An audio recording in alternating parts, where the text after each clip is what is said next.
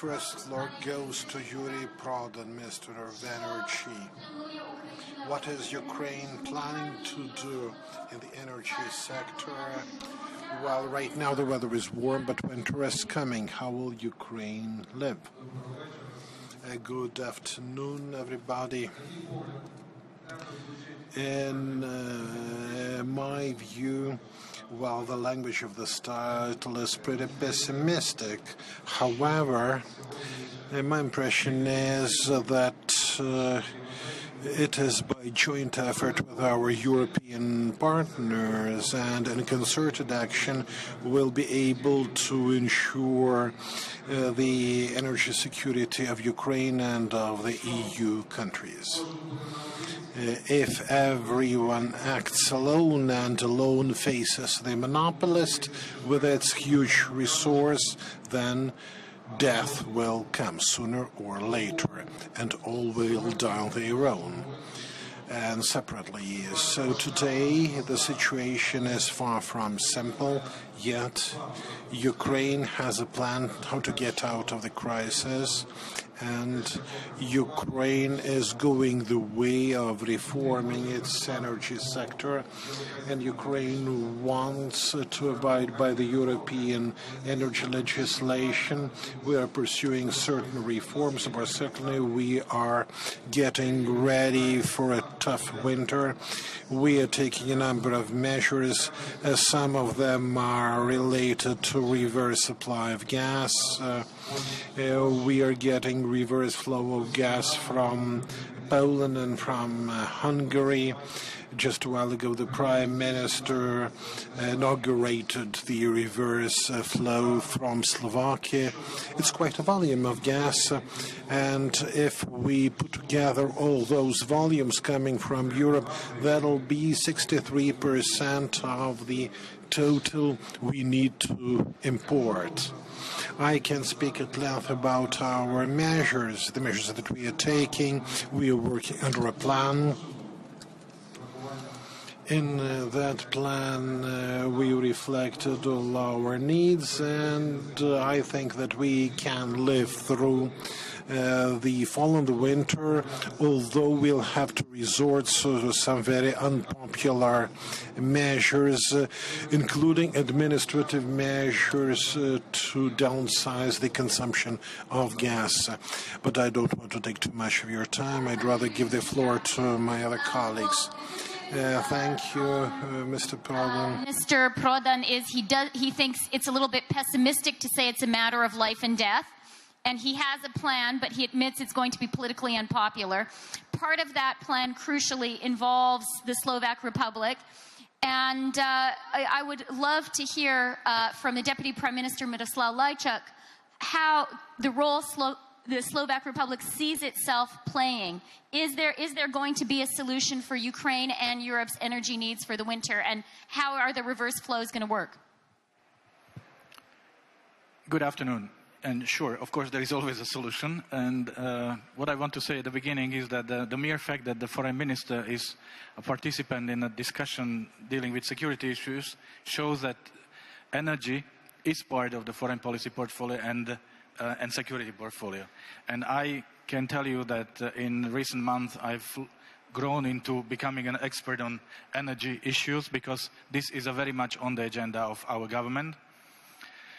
And Slovakia is a long-time partner of Ukraine. The system that connects our two countries, system providing for oil and gas supply to Slovakia and further to Europe, is of course the one of more than 50 years tradition, but what's more important is the largest and most cost-efficient energy supplier system in Europe. So logical conclusion of this fact is that we need to maintain and stabilize this existing system. We have moved our cooperation into a new dimension, and I think that I myself and Minister Prodan are responsible for that, initiating the construction of the reverse gas flow pipeline connecting Slovakia and Ukraine, The whole process started in April, and 10 days ago, on the 2nd of September, our two prime ministers opened the system. The system provides for 20% of Ukraine's gas consumption or 40% of Ukraine's import needs. It makes us, Slovakia, the largest provider of reverse gas to Ukraine, and of course contributes a great deal to the diversification of Ukraine energy needs. We are continuing our discussion related to energy, also to other aspects which are not less important, particularly the modernization of the Ukrainian energy system and the efficiency of the system. I wouldn't say that the energy is the issue of life or death for Ukraine, but it's definitely a very important issue, an issue that will be one of the key determinants for Ukraine's future. Why? Because Russia is here, and Russia will continue to be a major gas supplier. Number of countries, including Ukraine, including Slovakia and some other European countries, will continue depending on Russia's gas and oil. And I'm afraid Russia's temptation to use the gas supply as a policy tool is also not going to disappear. So we have to be ready for that. We need to build a new energy architecture. For this, we need to talk to Russia, whether we like it or not, with the main purpose to make sure that there are European rules for energy supply, not rules imposed by one particular party, that these rules are transparent. It's also important because it will help us, and it should help us, to maintain and strengthen the existing system that connects Russia, Ukraine, Slovakia, and goes further to Europe, because I see this system as a backbone of Europe's energy security. And finally, it will also help us to make the discussions about projects such as South Stream obsolete, because let's be very open and clear, there is no economic justification for this project, and the whole purpose of this project is to dismiss Ukraine as a strategic country for Europe's energy security. So finally, we need European energy security architecture, and we need security architecture for Europe. This was violated, this was shaken, and we need to have this discussion, Ukraine, European Union, and Russia for all this. And I will stop here. Hey, thank you very much, Mr. Lajčák. And you said that you and Minister Prodan have been working hard together. I take as proof of that you didn't need translation when he was speaking in Ukrainian just now, so you must be spending a lot of time on the Ukrainian issue. You have referred just now to Russia and your concern that Russia will be tempted to use energy as a policy tool. So I think it's a good opportunity to hear from Igor Yurgens, the chairman of the board of the Institute of Contemporary Development in Russia. Do you think that's going to happen? Is Russia going to use energy as a political tool in its conflict with Ukraine and Europe? Thank you. Thank you very much, Christine. Two preliminary remarks. Number one, the fact that I'm now speaking about energy is just for the lack of other speakers. If there are enough Russians in the room... Lack of other Russian speakers, yeah? I'm not at all an expert in energy, but I will do my bit. Number two, second remark is on this death or life issue. I remember Yalta Security Conference when Shimon Peres was comparing the situation, drawing an analogy between Shakespeare and Pushkin. He said, all Shakespeare tragedies, they kill people during the tragedy, but the end is more or less happy. So deaths, but then happy end. And then Chekhov, nobody's killed, but everybody's unhappy at the end. So my version is still Chekhov, huh? Not Taras Bulba, both sons killed, Taras killed, but Chekhov. We are unhappy at the end, but nobody's killed. But this is, of course, a joke. What I want to say about energy. Of course, this is a saga of Shakespearean caliber. King Lear just is a joke compared to what happened in our bilateral relations on gas, for example. Mrs. Timchenko, who was here, She signed a contract which was questioned by everybody in Ukraine with Mr. Putin. We didn't know the details. It ended up in jailing Mrs. Timchenko. Now we're trying to excavate all the details, and people are talking on the price of gas, which is the crux of the matter for this winter, between 320 and 460, something like that. So now when you start asking the experts and political leaders of the countries what's behind all these prices, everybody has its own truth. 320 was for the country if the country is our ally. Then it goes back to 360, and if you another 100 we add because it was a special discount for the Sebastopol base, which is ours anyway. It looks like a very tough and cynical bargain, and I think that it's unfair in principle, and I think that what is being done now is much more transparent process, which I understand much better. Mr. Oettinger took two sides, and he's negotiating with them too, and I hope next week there will be a breakthrough that, okay, you are both in arbitrage, Gazprom and Ukrainian side.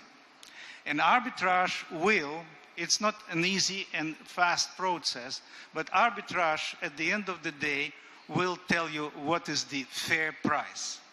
We cannot wait, because arbitrage decision probably will be after this winter. We cannot wait that long, so says Mr. Oettinger, who is an excellent negotiator. I wish him that he becomes a vice president of European Commission, because at least there is one reliable person. We, says Mr. Oettinger, let's decide on a preliminary provisional price, which would, for the moment, be satisfactory to both sides, and let's start paying the debt, which was, of course, a Gazprom idée fixe, because Gazprom says that you owe us $5.6 billion immediately, and Ukrainian side accepts more or less this figure. But and then all of a sudden, Gazprom pulls up a pay or take clause of the previous deal and the previous contract, and then it adds up to $11 billion, which is, of course, nobody can contemplate even such figure. Long story short, I think that for this particular winter, we're on a good track, thanks to Oettinger, to decide what is the price which would be preliminary and provisionally acceptable to both sides. We're starting repaying the Ukrainian debt, and we are cooperating normally. Having said all of this, I hope that we'll get through winter well, but then all of the issues of the debt rescheduling, of the ownership of the gas system, of OPAL and South Stream, all these issues of energy, which are definitely intertwined with politics, they will come up. Okay, well, that was actually a remarkably optimistic perspective on the gas negotiations going into the winter. And we didn't get to the core question of, is it going to be used as a political tool? But I hope we'll talk about that a bit more in the conversation to come. I'd like to hear from Maxim Timchenko, one of Ukraine's leading energy CEOs and one of the leading sponsors of this conference. Thank you very much. We heard from Minister Prodan that the policies which are going to have to be implemented to make this work will be very politically unpopular. Do you agree? And will they be politically feasible? Thank you for the question, dear ladies and gentlemen. Thank you for inviting here to speak on behalf of private sector player in the energy sector. And probably I have more freedom than ministers saying about what we expecting to happen over the next several months. All the time we were talking about future of energy sector strategy, but over the last 2 months I've just been asked by all parties, either we survive this winter or not. So what do we have at the moment? About 30% of electricity produced in the Donbas region. Half of our thermal power stations supplied by coal, which is produced in the Donbas region. Today, about 80% of coal industry is in the Donbas region. And with all these factors taken into account, we have the current situation that 1 million tons we have deficit because coal mines either stopped in the Donbas region or we cannot bring this coal to power stations. It means that half of power stations run out of stock of coal and we cannot supply this electricity. In addition to this, in gas sector, based on our calculation, we are lacking about 5 billion cubic meters.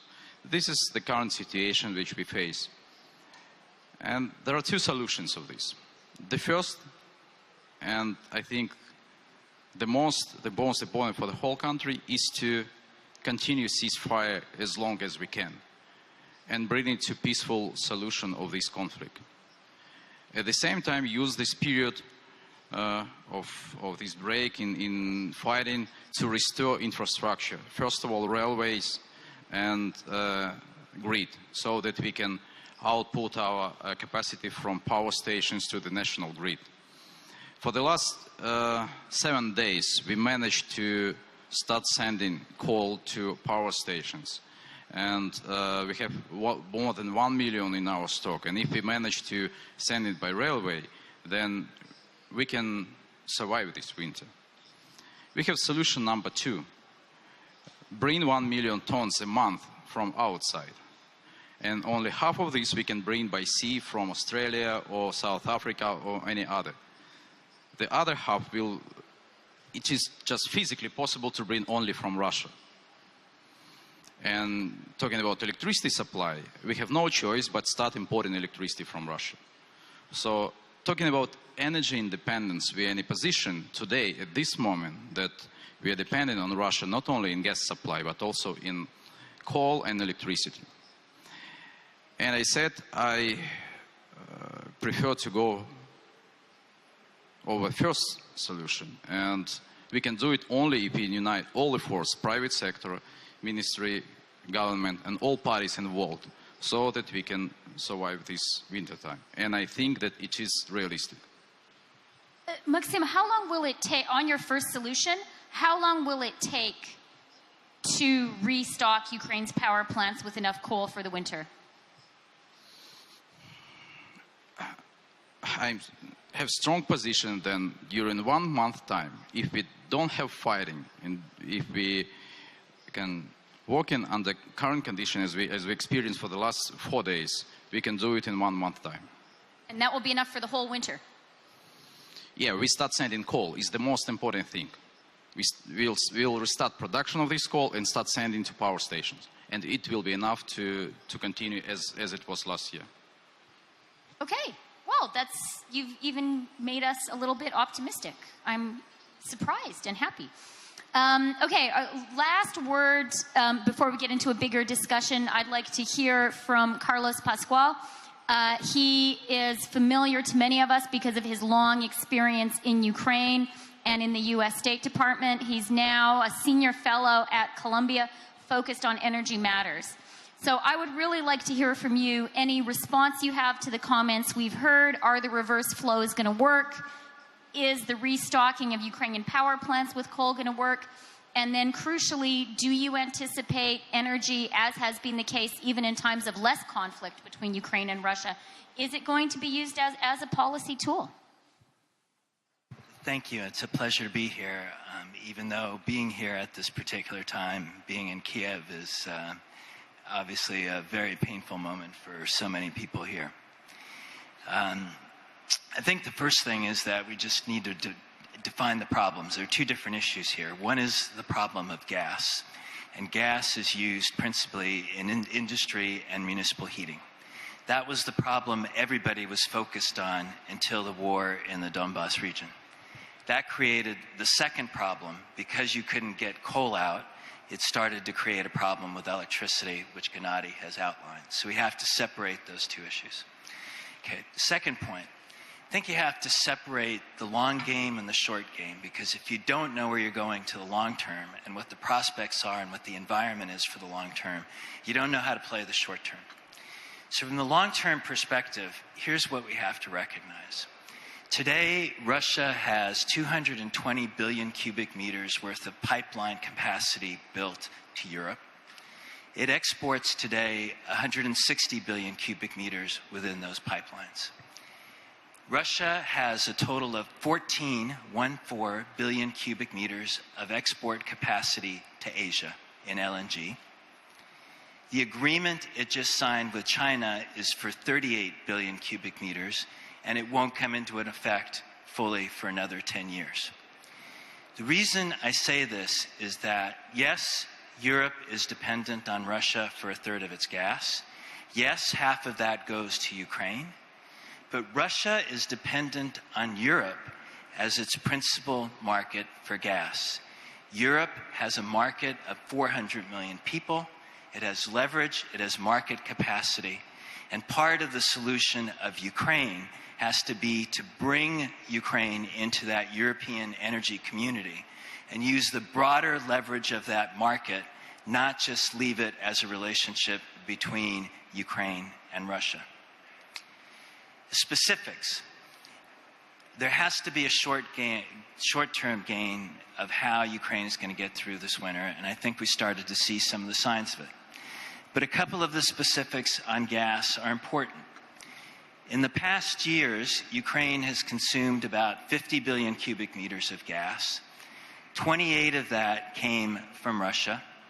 20 of it was domestic, and 2 of it last year came from Poland and Hungary. So what you just heard from Minister Prodan and Minister Lajčák is that they've expanded that 2 by another 10 from Slovakia, which has not existed before. You won't get the full benefit of that 10 this year, but you'll get part of it because it started late. Hungary could potentially go further. And Poland, as you've just seen in the news recently, has stopped. And I want to stop here a second because this is really important.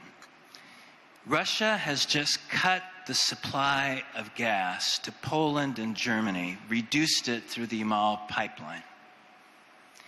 It is an act that Russia has taken unilaterally, demonstrating that it is taking political decisions on the supply of its contracts and not acting by the technical requirements of those contracts. Why is Russia doing that? And why is Russia doing that at the point of time when gas prices in Europe are at a historical low? Is it to demonstrate that they could do it as well in the wintertime when there's greater need? And if that is the purpose, then there is no clearer sign of why Europe needs to accelerate its diversification of gas supply. But one message here is clear, that for Europe it is absolutely critical now to be able to make a definitive statement to Russia that it is not acting in accordance with its contracts, it is not being a reliable supplier, and the expectation is that it should abide by those contracts in the European terms of trade.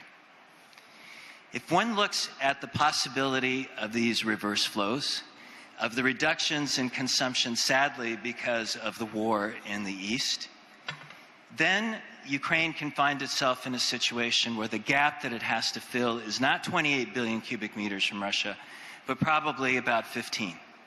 And the amount that it has in storage is probably around that. You don't want to use all of that for storage. The point is that there are scenarios here that can work, but they require the players in the marketplace, Ukraine, Russia, the European Union, and the surrounding countries, to be able to play by market rules. That is not at all clear. And now is absolutely the critical time to set the ground rules for how that's going to work, not in the middle of winter. Eventually, what we want to see and need to see is an agreement between Russia and Ukraine for the supply of gas that is based on equal terms, not on the basis of contracts with discounts.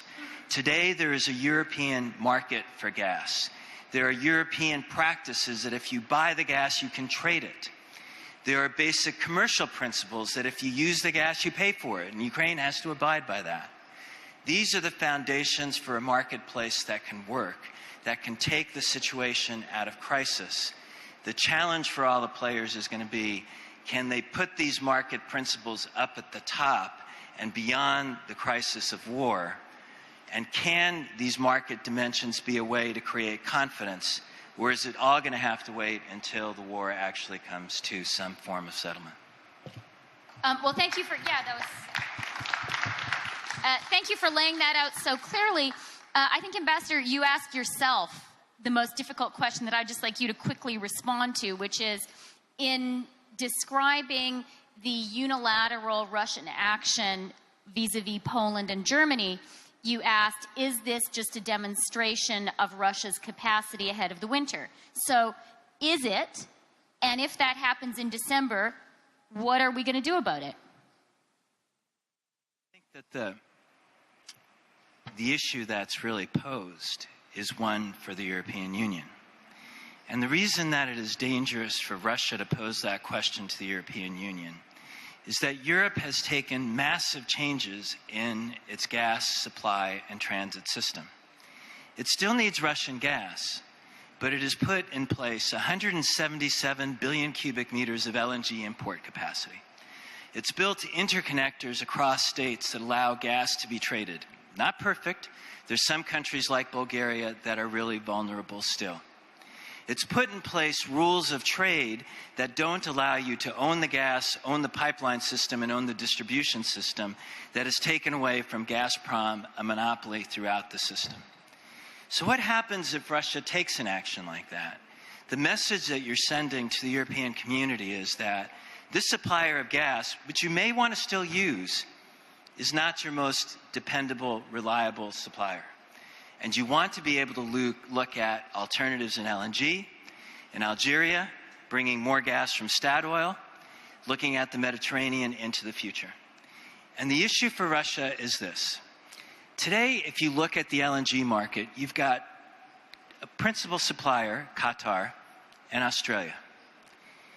Within 10 years, the United States, Canada, more from Australia, will add 3 times to 4 times what is currently being traded around the world in LNG. This market is getting more competitive, not less. And that's why you have to look at it in the context of the long game. Because if you make the decisions in terms of short-term monopolies, then those who are on the consumer end are going to make mistakes and put themselves in a bad situation. Okay, I see Minister Prodan wanted to have a quick response there, so please, and then we have a couple of commenters that we're going to call on in a sec. And maybe Mr. Lajčák. I'd like to comment on this situation with the decrease in the supply of gas. Mr. Pascual said that this is the issue for Eurocommission to make clear what has happened and why the decrease of the gas supply is happening, because that's going to be a harder period when this is going to happen and lead to rather critical results. So I wrote to the European Commission so that they tell us whether these are actions of operators or Gazprom. I think you know very well, you remember the year 2009, why there was no assessment of the actions of the Russian side and Ukrainian side at that time. No one said why the supply of gas to Ukraine was stopped. Well, maybe it is understandable with Ukraine, but why the supply to European Union was stopped, and why not a single European trader made claims against Gazprom? We still don't know the answer to this. I think that we should investigate every violation and provide a mark for this. We are now addressing the European Commission that we are ready to transfer to the so-called joining contracts. They would provide for the virtual reverse for us, and for the period that we had since the supply of gas was stopped into Ukraine, we would have not 16.1 billion cubic meters in our storages, which is not bad for today, but we would probably have 19 billion cubic meters in storages. Everyone was saying here that the prices in Europe have hit the bottom, and Ukraine is now ready to take gas and pay according to market prices, not the politically imposed prices. And when they were saying that Russia can use gas as political tool, I can tell you that they are already using gas as political tool. Thank you very much. Is using gas as a political tool, and that's nothing new, and that Ukraine is working with Europe on it. Minister Lajčák? Two short remarks. Yes, we need clear, transparent European rules, and we need to have an alternative. Right now, as Ambassador Pascual said, we have surplus of gas. We don't have surplus of routes. We have deficit of routes. We are unable to deliver this extra gas to the consumer. And this is a work in progress. This is a lesson we've all learned the hard way after 2009 crisis. And we are now completing the European networks by north-south connections. We are not there yet, but we will get there. And this will change the picture fundamentally. And this will be the end of the story of blackmailing us and using the gas supply as a political tool. And second, we have to be honest. We still witness elements or behavior of, I would say, energy nationalism. So we cannot pay lip service to Ukraine or to the transparency and at the same time sign backroom deals with Russia. And there are countries saying, like, yes, okay, I agree with all this, but I need to take care of myself, so I'm signing all this. And we cannot be successful if we continue like this. And I've already mentioned the South Stream, which is the best example of this intolerable and unacceptable behavior. We cannot speak about one thing and do just an opposite in real life. Yeah, I think that point is very well made. We're now going to hear a quick comment and maybe a question from another one of the European players, Sandra Kalniete, who is a member of the European Parliament from Latvia. Thank you. And I thank very much Minister Lajčák for giving me a bridge to the subject what I wanted to speak, because I would not say that energy security is issue of life or death. I would say that this is the issue of security and stability in Europe and also in Ukraine. We both, East and West, we have not been united in our vision and actions regarding the dependency on Russia's energy. For years, we were concluding, as you said, backroom deals on energy. How to change it now? And there is only one alternative to that, that is unity of the Union. And what it means, first of all, it means creation of European Energy Union, as it was proposed by Polish Prime Minister Donald Tusk, endorsed by President of the Commission Jean-Claude Juncker, and supported by the European Parliament. And a central element to this union should be mechanism for joint negotiations of contracts with Russia. And another important element means that we have to invest in adequate energy infrastructure. Currently, only 5 billion euros are earmarked for infrastructure in Connecting Europe facility from 29 billions. It's too little. And to conclude, the European Commission experts have calculated that if we would switch to these priorities, we would be able in 5 years' time to remarkably reduce dependency from one supplier. Thank you. Thank you very much. Okay, and then we're just going to hear a last quick remark from Graham Tiley. He's the Vice President of Exploration and Production for Shell Ukraine. And Graham, in particular, we've heard from Deputy Kalniete that Europe needs a united policy. It needs an energy policy. It needs to spend some money. You're a European. Is that going to happen? I am indeed a European. But if I may, Christia, I think the one area I can add something to the discussion based on my expertise and the activities of my company is to address in terms of Carlos's comments about the longer term. And one question for the longer term, of course, is Ukraine's own capacity to develop its domestic gas production. Can it grow its domestic gas production as part of the jigsaw puzzle of solving the longer term solution to its energy security? And a simple message from my side, and I hope Maxim would echo it, is I believe as a professional geologist that Ukraine has potential to grow its domestic gas production. What it needs to do, of course, once we have security and stability in the country, is to continue on the path of reform. And as the Minister knows, and we've had many good discussions on this topic, we need to open up the industry to investment. We need to get rid of some of the old regulations that make it difficult. We need to get rid of some of the other barriers that are keeping out investment. But, you know, I'm very confident that if we get the right conditions here, that we can see a Ukraine which has a very dynamic exploration and production industry, and with some little luck, you know, the exploration can deliver new production from its own resources. And I think that will be part of the long-term solution. So, Graham, is the minister starting to play ball with you on that? And in the uncertain political environment, are companies like yours really going to invest seriously in Ukrainian energy production?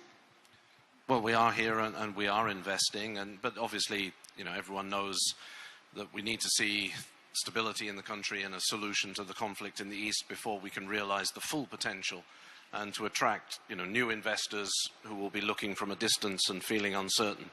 The minister is definitely working with us in a way that I'm very happy with, and the whole government has been very open to listening to what industry wants.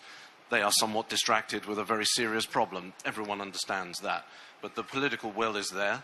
And, you know, I'm hoping and I'm very hopeful that should we see, you know, soon the conditions return to a normality, that we can work together to actually generate those conditions.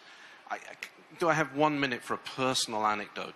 You know, when we talk about energy, when we talk about energy security, you know, I'm reminded of 1973 as a schoolboy, when the oil price shock hit us, and we realized as a boy living in England what security of supply meant. We'd never had that before, and suddenly I'm doing my homework by candlelight because we're having rolling blackouts. And as a note of optimism, you know, about that time we started investing in the North Sea exploration. We discovered a whole new hydrocarbon province, and the revenues that came out of that North Sea actually, if you look at it in a big way, paid for the transformation of the UK into the sort of modern, modern industry that it is today. So, you know, there are success stories where these kind of shocks to the system can lead to the kind of transformation that you need. So I share that one because I lived through that discovery of what security of supply means. Yeah, well, thank you very much. And I am impressed by the optimistic note struck by everyone who's speaking. Javier Solana wanted to ask a question, and I wanted to hear from him. So please, we've been hearing a lot, Javier, about... Can we give Javier the mic? Proszę, do pana Solany. Tuto. There. We've been hearing a lot about what Europe needs to do. Thank you very, very much for this very instructive debate, which clarifies, at least to me, several of the questions that I had before I entered into this room. Well, first question to Carlos.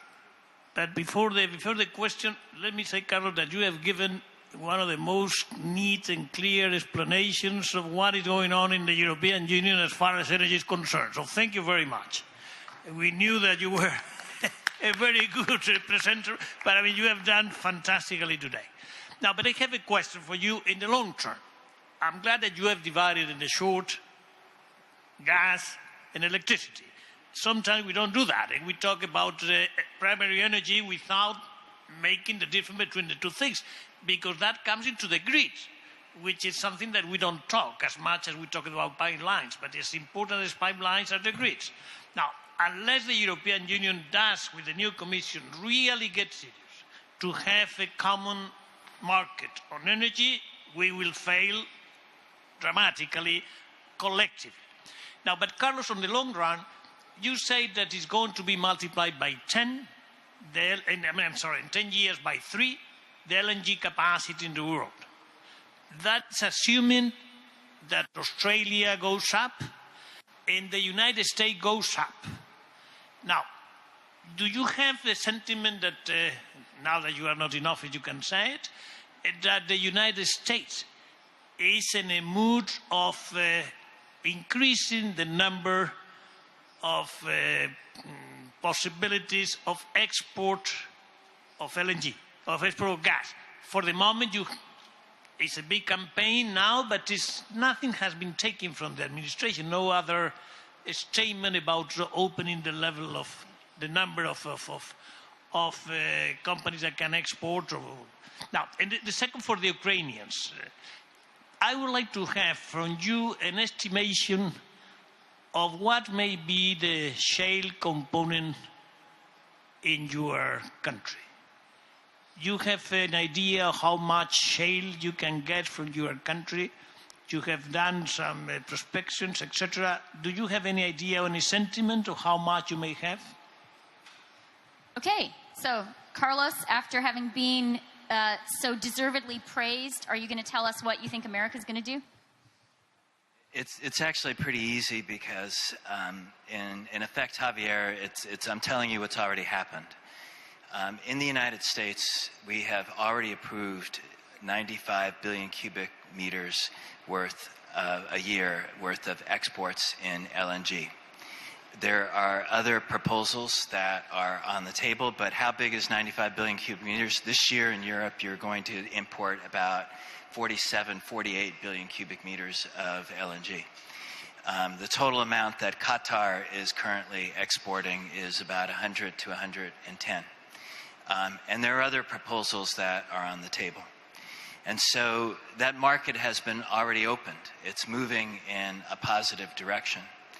And when we look at this market, it's important to look at it from many players that are coming into play. And it's not only the LNG market and the players we talked about, but Mozambique and Tanzania. Mozambique has had the largest gas finds in the world in the last 30 years. Offshore Nigeria is a huge potential, big political instability. Nigeria has much greater potential. The Mediterranean, Israel is now producing gas and has the potential for more. The reason I say this is, again, to reemphasize this point. The nature of this market has changed. We used to have a world between one point that produced gas and another point that consumed it, and a pipeline that created a monopoly between the two.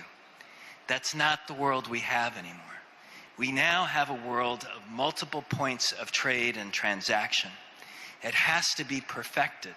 But those multiple points of trade and transaction are good for consumers, and if you handle it correctly, it can be good for giving producers the kinds of assurance that they need, that you can have a competitive marketplace that's not dominated by monopoly suppliers.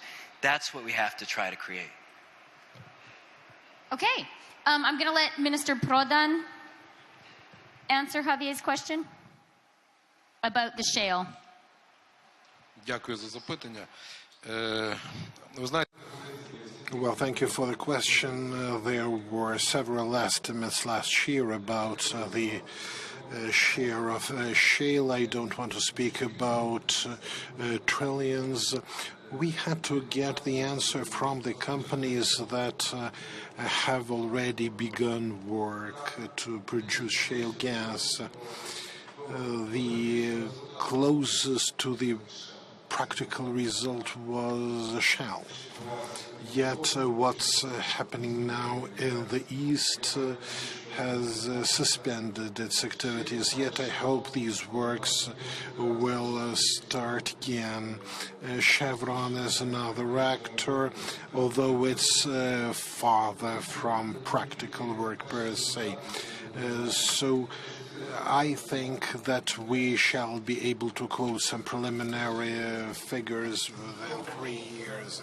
And after that, we'll be able to say how much shale gas we can produce.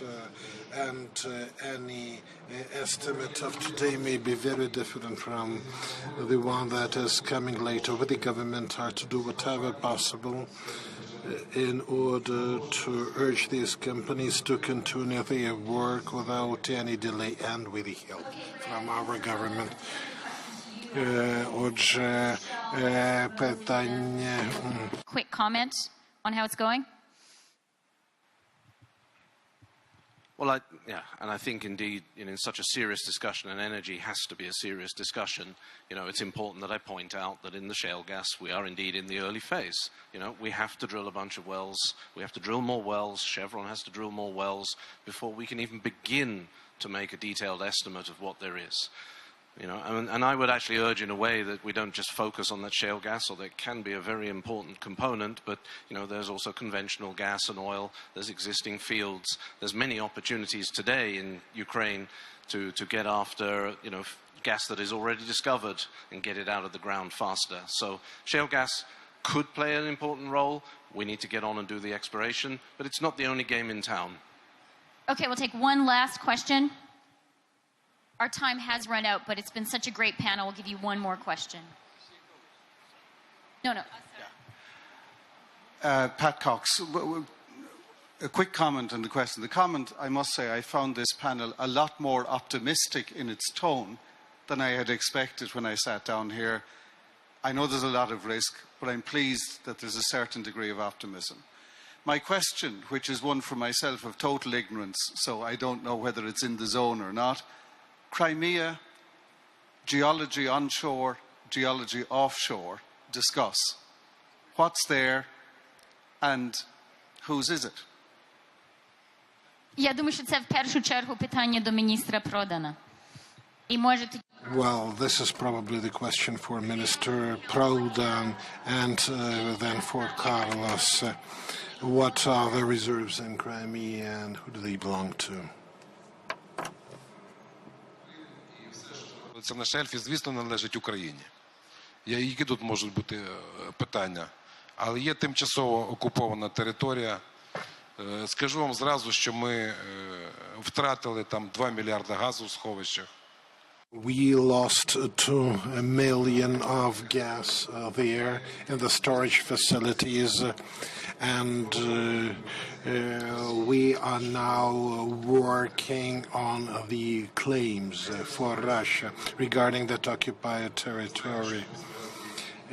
You know that platforms were brought in, so you can imagine the cost of the issue. And we really intended to increase our production due to the Black Sea deposits. I cannot tell you which entity is at present in possession of the production means.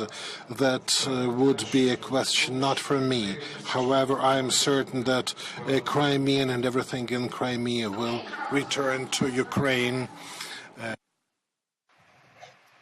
I'd just like to say two things. One is I don't want to back away from the characterization of optimism, but I do have to stress this point.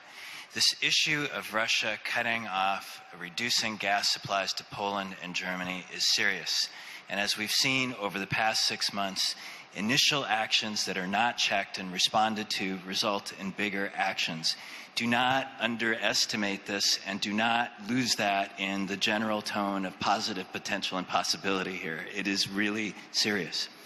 On the issue of Crimea, there are attractive fields offshore. ExxonMobil, Eni have suspended their operations there. Shell, I think you suspended even before the annexation of Crimea. There are no international companies that are operating there. It's not going to be developed without an international partner. It's too big, too complicated to do. Okay, and I think we've been talking a lot about Russia. So Igor, our volunteer Russia energy specialist. Pascual, I owe you a bottle of best vodka, if I'm right. But you owe me a bottle of best whiskey if you're wrong. And the official statement of Gazprom of yesterday, we will deliver all contractual volumes and quantities and qualities of gas, both to Poland and Germany. They want more because of the reverse. And here, Gazprom says, wait a minute, that's not in our contract. First of all, and second of all, we have our own problems in filling up some of the reservoirs, like in Dobele, in Latvia, and all of that stuff. And they have every right to do so. So, again, I owe you a bottle of vodka if you're right, but you owe me a bottle of whiskey if I'm right, okay? Let's check, okay? So, all contractual obligations of Gazprom to Poland, contractual, not extras which Poland demanded and then said no to Ukraine. Okay? That's my information. Again, we made a deal. That's number one. Number two, all of this talk about Russia using this as a weapon is not an empty talk. I do understand that. But, you know, we're not kids. Everybody using some kind of a weapon. Are sanctions against Russia not a weapon? Is that a market practice? Is it within WTO to sanction this, this, and this? You know, we should be straight. I'm against the current policy of Russian Federation against Ukraine, but let's not blow it out of a proportion. Russia does have a debt of 5.6 accepted by Ukraine billion. It's a lot. Russia has alternative 11 billion if take-or-pay contract is honored. But we sort of forget about for the time being. Russia is not saying that it's not going to... Yeah, there are reasons.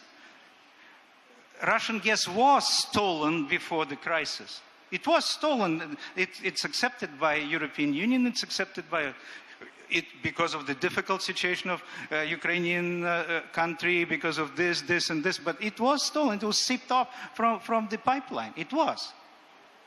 So... to put all the blames of Russia at the moment is very, very logical, because we're in the situation when Russia violated many things. But please, when we discuss those things, the devil is in the details. And again, I come back to what Ittinger is doing very adroitly between us and Ukrainians. We will come to the conclusion, but let us not bear all the pains, because there are some other sides which are to blame. And we've been telling about solidarity. Why Poland immediately said no? If it's solidarity of the European nations, let them send something to Ukraine. They said no. Okay? So there is a lot of talk that you cannot unite inside of you. Unite. There is a lot of talk that you will create LNG capacities in Poland, which are not yet ready, in other countries.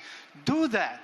Don't please intimidate Russia, because then Russia is under the impression that in 5 years' time you don't need this gas anymore, and then all the debts are being written off. You know, it's psychologically wrong tactic to keep saying that we will do without your gas, go to hell. You know, it's first of all, it's not true, and you know that. And second of all, it's a bad psychological tactic. Is there any country, like, for example, Latvia, with whom we trade in gas all the time, and put a lot of gas into Dobele reservoir and then take it for St. Petersburg in winter when we have shortage of gas? Do we have any problems? Do we have any problems with Finland, who is 100% depend on Russian gas? No problem. No steal, no theft. Everything is transparent. So don't please overdo your arguments, please. Okay, I can't resist but remember that there have in the past been a few problems between Latvia and Finland. But we won't go into that. But I'm going to but thank you, and I'm going to appoint Victor the judge of your bet. Victor, will you be the judge by the end of tomorrow? Okay, do we accept Victor as a referee? Okay, Victor will be the judge, and Minister Prodan just wants a quick final last word. He's the guy responsible for making this work. Ну, прошу, одне слово, тоді закінчуємо.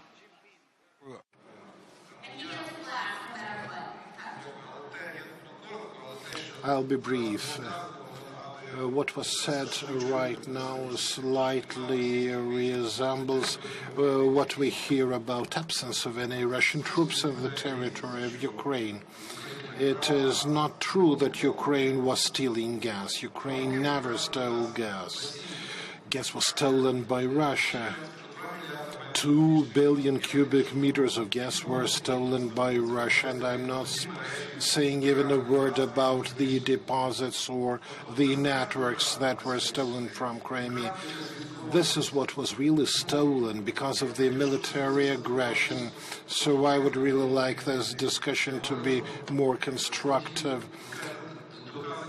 And you are saying that these charges were proven.